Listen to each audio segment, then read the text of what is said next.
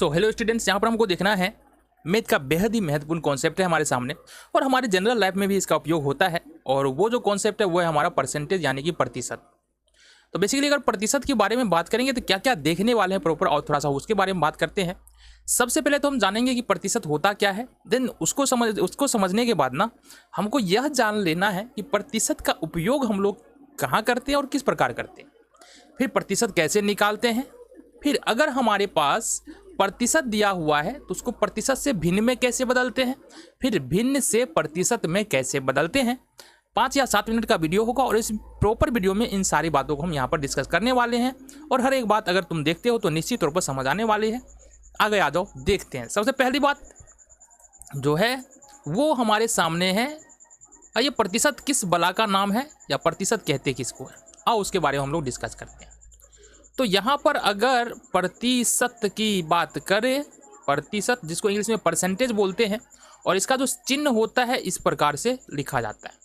तो प्रतिशत को अगर देखो ना गौर से तो बेसिकली इसमें 2 वर्ड है, 2 शब्दों से मिलकर बना है। एक है प्रति और दूसरा है शत। क्या कहा हमने?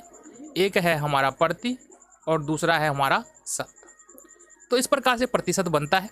प्रति का मतलब होता है प्रत्येक, क्या होता है? प्रत्येक। और शत का मतलब होता है 100। इट मीन्स कि प्रतिशत का मतलब होता है प्रत्येक 100 में। क्या होता है? प्रत्येक 100 में।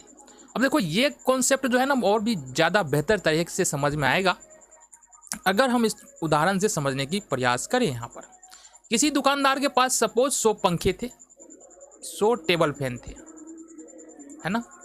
किसी दुकानदार के पास 100 टेबल फैन थे। अब उस दुकानदार ने क्या किया, उसमें से किसी एक दिन में 15 पंखा को बेचा। कितना पंखा बेचा? 15 पंखा को। तो अगर प्रतिशत का मतलब क्या होता है, प्रत्येक 100 में से, तो 100 में से अगर ये 15 पंखा बिक गया, मतलब दुकानदार के पास जितना भी पंखा था उसका 15% पंखा बिक चुका है। इसी तरह से बात करें, अगर सपोज तुम्हारे पास 100 कलमे हैं, हालांकि होगा नहीं 100 कलमे हैं, जिसमें से तुमने 10 कलमों का प्रयोग कर लिया या 10 कलम तुम्हारा खत्म हो गया, तो 100 में से यहाँ पर 10 का बात किया जा रहा है। इट मीन्स यहाँ पर 10% का बात किया जा रहा है। ये तो हो गया 100 की बात। लेकिन अब आ जाओ यहाँ पर, अगर हम बात करें 200 में, अगर सपोज तुम्हारे पास 200 रुपये है और इस 200 में से तुम यहाँ पर 20 रुपये खर्च करते हो। कितना? 20 रुपये खर्च करते हो। तो अगर 200 में से 20 रुपये खर्च करते हो तो अगर 100 में इसको डिवाइड करें, 100 रुपया और 100 रुपया में डिवाइड करें, तो इसका मतलब है 100 में से तुमने 10 खर्च किया, फिर 100 में से तुमने 10 खर्च किया। तो प्रतिशत जो बन रहा है ना, ये कुल परसेंटेज कितना बन रहा है? 10%। कितना बन रहा है हमारा? 10%। तो इस प्रकार से तुमने यहाँ पर समझा कि प्रतिशत क्या होता है।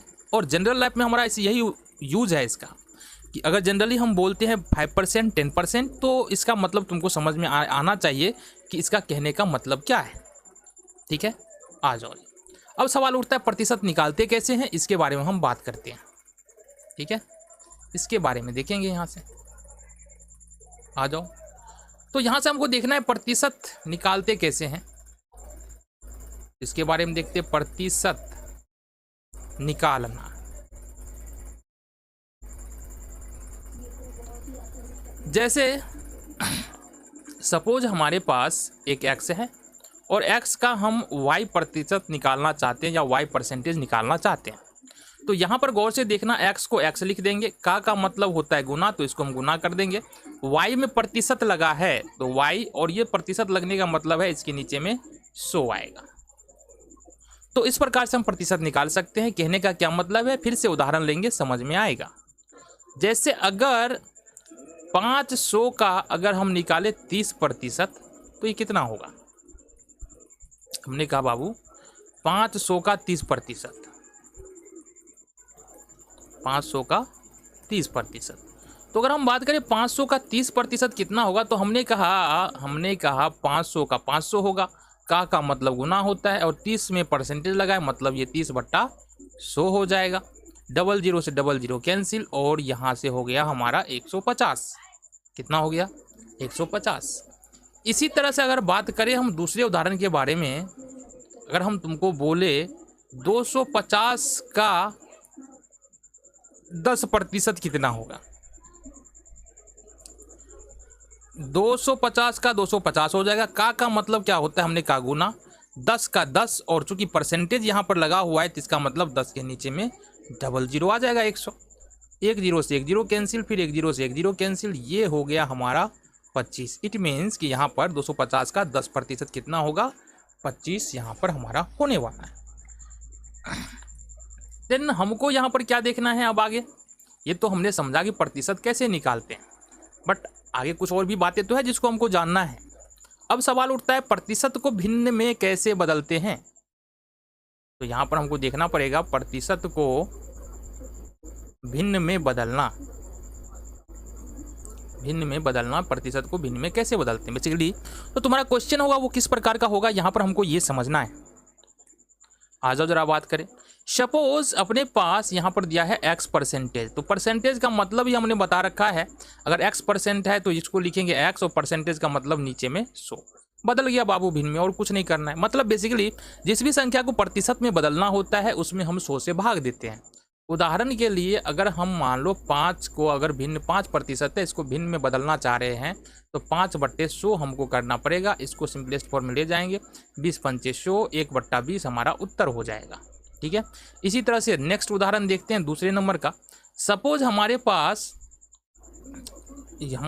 है 60 और बट्टे में है हमारे पास 60% है। ये देखो 60% है, तो 60% का अगर हम फ्रैक्शन यानी भिन्न में बदले 60, और चूंकि परसेंटेज लगाए तो इसके नीचे में आएगा 100, 1 जीरो से 1 जीरो कैंसिल, और यहाँ पर हमारे पास 3 दूनी 6 और 5 दूनी 10, मतलब ये निकल के आएगा हमारा 3/5। मतलब 60% को अगर भिन्न में बदलेंगे तो कितना हो जाएगा, 3/5।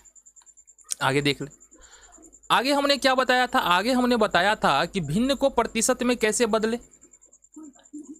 भिन्न को प्रतिशत में बदलना, ये भी तो देखना है हमको, भिन्न को प्रतिशत में बदलना। तो भिन्न सपोज अपने पास एक भिन्न है x/y, अब इसको हमको प्रतिशत में बदलना है। बहुत ही सिंपल है, इसको हमको क्या करना पड़ेगा, 100 से मल्टीप्लाई करना पड़ेगा, जो भी सॉल्यूशन हमारा आएगा वही प्रतिशत है। ठीक है, उदाहरण के तौर पर अगर हमारे पास सपोज 3/5 लिखा हुआ है और इसको प्रतिशत में बदलना है, तो इसको क्या कर सकते हैं, 3/5 और गुने में 100 कर देंगे, ये आ जाएगा तुम्हारा 20×5 100, 20×3 60%। कितना आ गया हमारा, 20×3 60%। तो इस प्रकार जितनी भी बातें थी प्रतिशत से जुड़ी हुई, जो साधारण बातें होती है उसको हमने सीखा।